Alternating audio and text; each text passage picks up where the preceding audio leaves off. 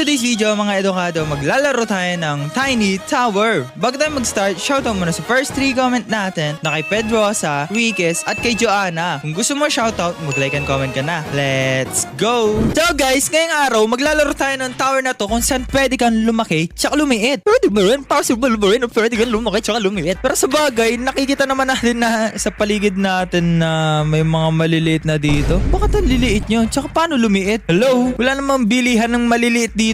Paano kayo lumiit ng ganyan? Check nga natin dito. Ano yan? Bakit may swap body ka, Olexi? Anong mga... Ayun, nakipag-swap siya. Huwag mo naman ako isaswap pa ganyan. Shrink? Paano ako mag-shrink? Ha? Fake. Ayun! Letter F, guys. Okay. Pero mukhang hindi naman ako lumaki. Pinalaki mo lang yung ulo ko. Hindi ako lumiit. Pinalaki mo lang talaga itong tower na to. By the way, guys, comment nyo kung maliit kayo or malaki. Yes, comment nyo kung team maliit or malaki kayo dyan. Ito, ang galing ha.